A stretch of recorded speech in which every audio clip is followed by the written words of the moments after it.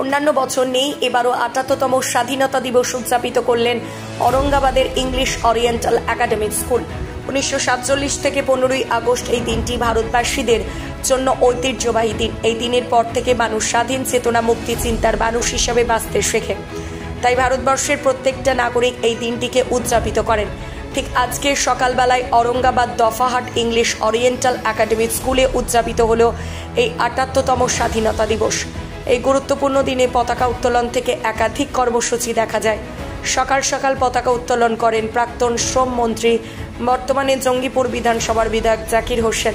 চোখে পড়ার মতো কর্মসূচি যেমন ফ্রি চিকিৎসা ব্যবস্থা, সাংস্কৃতিক অনুষ্ঠান, নৃত্য, তার সঙ্গে পুরনো যে দেশপ্রেমিক গান রয়েছে সেই গান গাওয়া হয়। উল্লেখ্য যে ইংলিশ ওরিয়েন্ট একাডেমির কর্ণধার মীরা বিবি অর্থাৎ বিধায়ক জাকির হোসেনের অর্ধাঙ্গিনী সাংবাদিকদের সাক্ষাৎকারে জানান, আমাদের এই স্কুলে অন্যান্য বছরের ন্যায় এবারও ৭৮তম স্বাধীনতা দিবস অর্থাৎ যে গুরুত্বপূর্ণ দিন, আমাদের গর্ব ও সম্মানের দিন, সেই দিনটিকে একাধিক বিশিষ্ট শিক্ষা অনুরাগী শিক্ষাবিদ, শিক্ষক শিক্ষিকাগণ এবং ছাত্রছাত্রীদেরকে নিয়ে উদযাপিত করি। এই দিনে বহু স্মৃতি রয়েছে, মুছে যাওয়ার নয়। পূর্বপুরুষদের বহু ত্যাগের বিনিময়ে আজকে আমরা আনন্দের সহিত জীবনযাপন করতে পারছি। যতটুকু সম্মান করি সেটাই কম হয়ে যায়।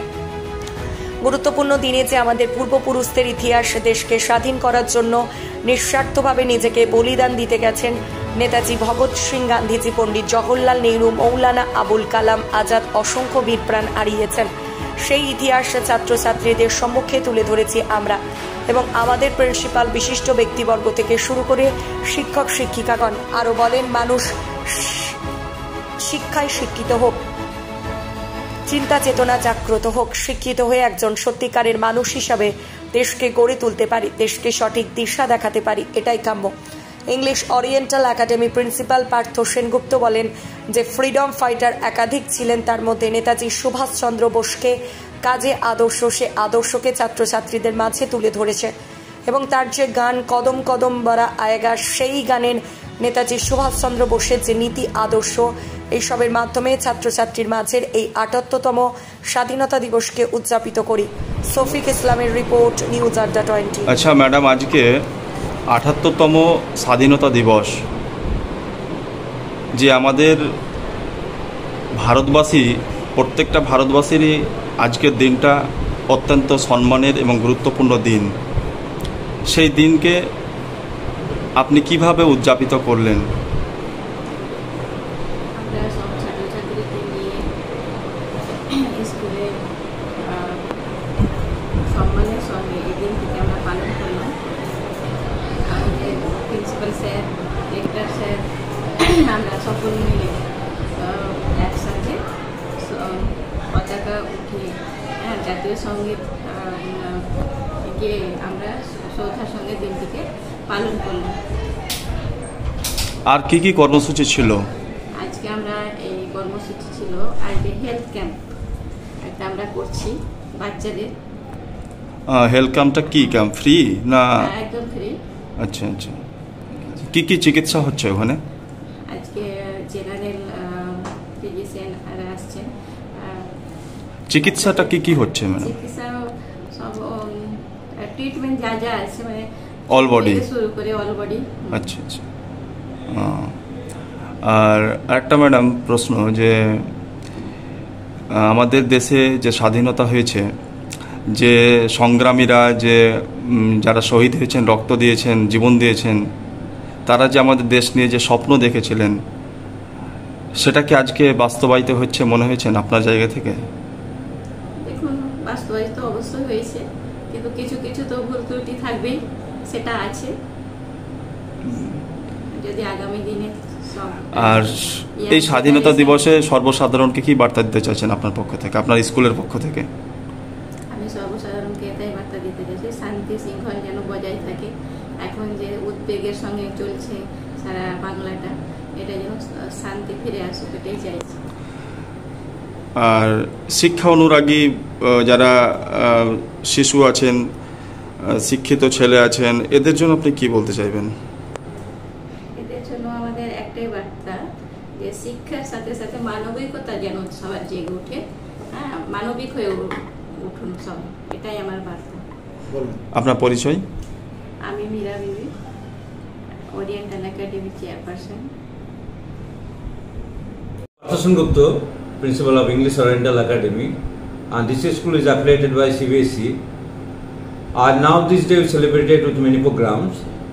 তো প্রথম যেটা বলবো, আমাদের প্রোগ্রামগুলো প্রথমেই আমাদের ফ্ল্যাগ হোস্টিং, আর ফ্ল্যাগ হোস্টিং করেছেন আমাদের honourable Zakir Hossain sir, ex minister আর নাও দ্য এক্সিস্টিং MLA, আর তার সহযোগিতায় আছেন আমাদের স্কুলের পথপ্রদর্শক মিসেস মীরা বিবি, আর আমার সবসময় friend, philosopher and guide Aftabuddin sir, আর অবভিয়াসলি তার সঙ্গে আমার আছে আমার সমস্ত স্টুডেন্ট, গার্জেন্স আর আমার কলিগরা।